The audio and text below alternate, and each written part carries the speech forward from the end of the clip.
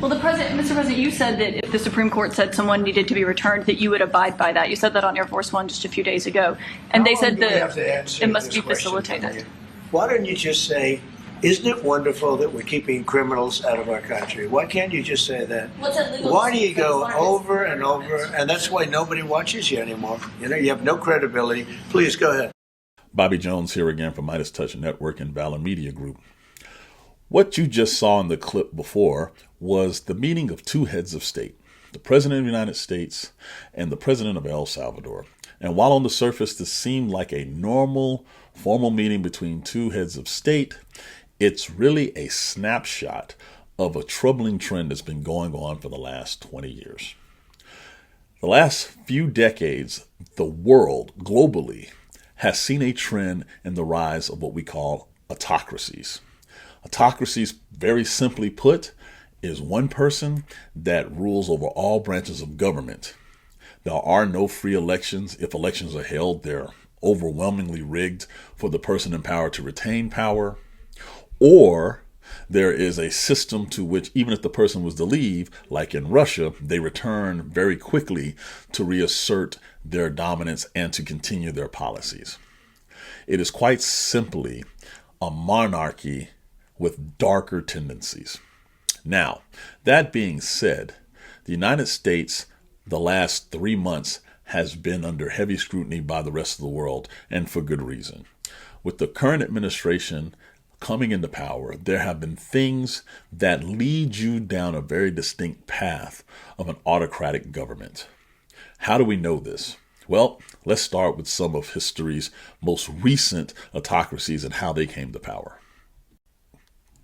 Let's start by using the example most people will use nowadays, and that is the rise of Hitler during Germany's interwar years in the 1930s. Now, it's very simple to focus on the carnage that that man created while he led Germany. But in this case, I want us to focus on how he obtained the power. Hitler rose to power through legitimate democratic norms. Through elections, he organized a party. But once he got to a certain level, basically the number 2 in Germany, he enacted emergency powers because he said Germany was in such dire straits, drastic action needs to be taken, and only he, and he alone, can fix those problems. That sounds very familiar, not just here in the United States, but other dictators throughout history, that they are the only ones that can solve the problem. And because of using those emergency powers, he was able to overrun the parliamentary body there, replace law enforcement, and replace military leaders with his own hand-select loyalists. Again, sounds familiar. When you fast forward to, the 2010s, and you look at Hungary and Viktor Orban, he did something that the current administration in the United States and other dictators like Vladimir Putin have used, and that is delegitimizing the media, stripping them of all of their power, censoring them, throwing opposition media leaders in jail. This is something Putin was notorious for. This is something that Viktor Orban has done. And this is something that Trump in the United States tries to do in his very limited way.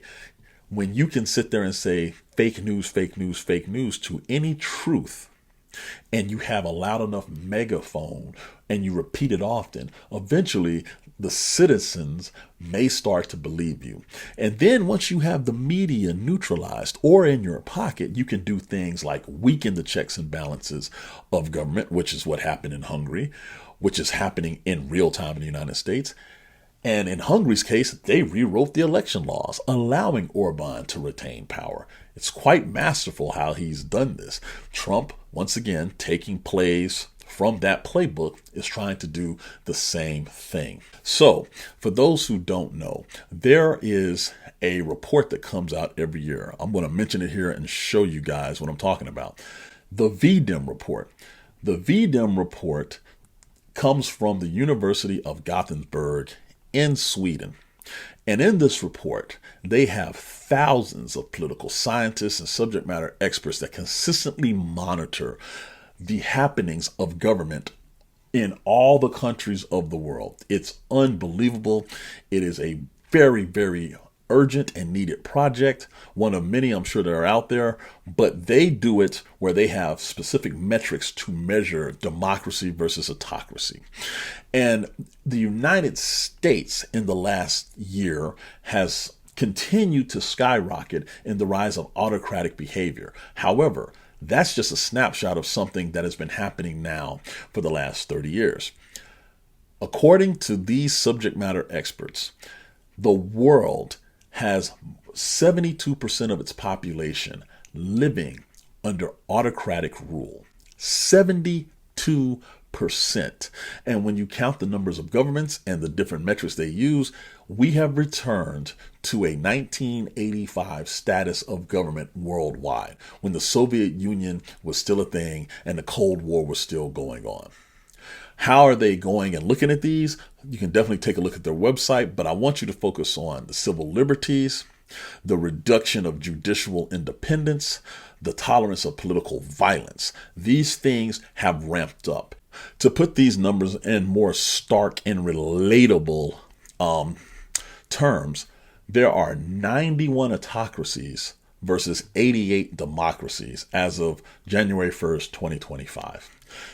Freedom of expression around the world declined in 44 countries just in the year 2024. What does that mean? Meaning people being locked up for expressing themselves freely in their society. And the other rise that we've seen are elections that are taking place, but there's no meaningful opposition due to the intimidation that the ruling party has. That should terrify everybody worldwide and in the United States. No matter where you are, you want to have opposition to power so the best ideas and directions for that society can come to the forefront. There's not enough men like me who do whatever they want. Are you sick of it yet? Those people need to be, when we take power, they need to be given the death penalty. The anger. Charlie. I live like a capitalist every single day, Cenk. I live as a capitalist. The hate. And we have a system of checks and balances. That's a good one. That's really funny. We do? The idea that to be a man, you have to be a bully. Fuck you! We should be better than this. Females don't have independent thought. They don't come up with anything. Our kids deserve better than this. It's like women want equal rights when it's convenient, but then they still want the door open for them. So help us change it. Subscribe to Valor Media Network, where you can find shows on sports, men's health, and patriotism without the resentment and division. True strength is about discipline, resilience, and service. If you've wondered where all the positive role models are, especially for young men, check out Navy SEAL Dan Barkov and Commander Bobby Jones as they share stories of service and sacrifice. Being good at being a man is about what you do for others and not what you do for yourself.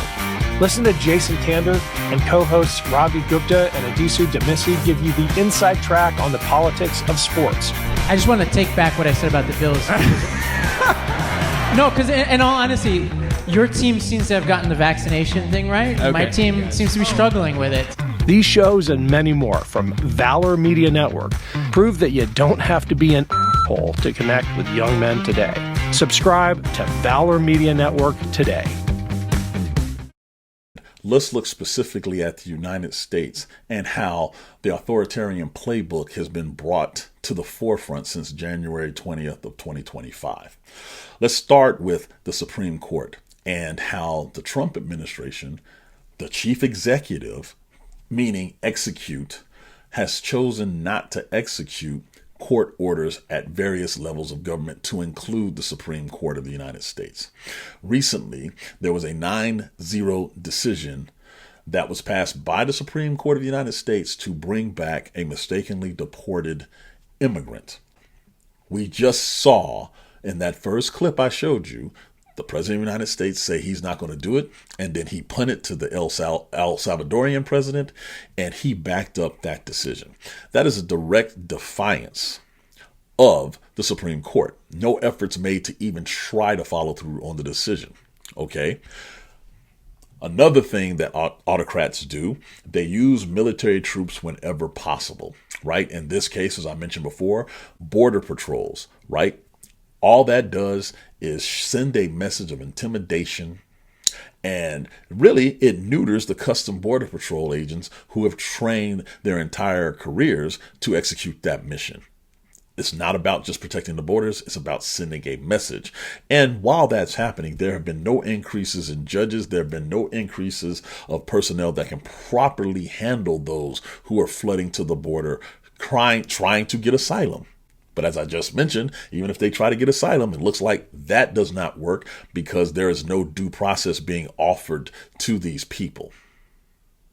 And that is how autocrats can mass manipulate populations, by denying them rights. In the United States case, their due process of rights as immigrants or as anybody claiming asylum.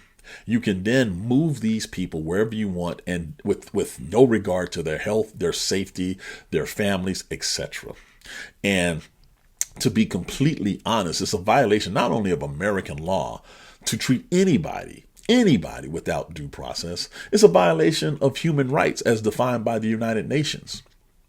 And so for the United States government, led by the current administration, to deny these basic fundamental truths, that is a very autocratic way of doing business, because only one person's opinion seems to matter, and that is the person at the top, in this case, the President of the United States. The other thing that's happening is this DEI crackdown, and I've talked about this in past videos.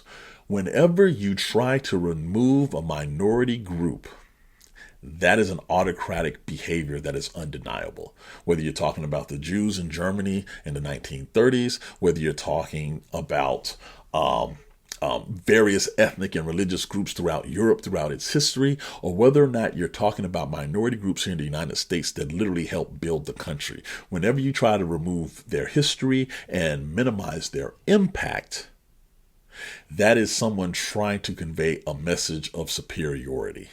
And then it bleeds into education, and it's bled into the military. It's bled into government, who gets hired and who doesn't. It's a very, very penetrating effect. So I often get the question, man, this is bad. What can you do? You have to hold your local representatives, your members of Congress, your governors of your state, if you're in the United States, accountable. You have to continue to demand accountability from your government. Because Congress's sole purpose is to check the president. Well, it's not their sole purpose, but it's one of their primary major functions, is to check the president of the United States in that whole thing of checks and balances. That's what you can do. Keep the heat on them so they can start to put the heat on the president. Right now, Congress is abdicating its authority and not doing its job as a collective. You have bits and pieces, certain members here, people traveling and trying to gin up resistance to these things. But overall, Congress is failing miserably at its job. And here's the scary part. Once you cross the Rubicon into an autocracy, it is extremely hard to get that back. Extremely hard. Please comment below and let me know what you think. I'm just trying to lay out some of the things that we need to be looking at. And most importantly, this is a global trend. And it seems like the United States is now a new emerging leader in that trend.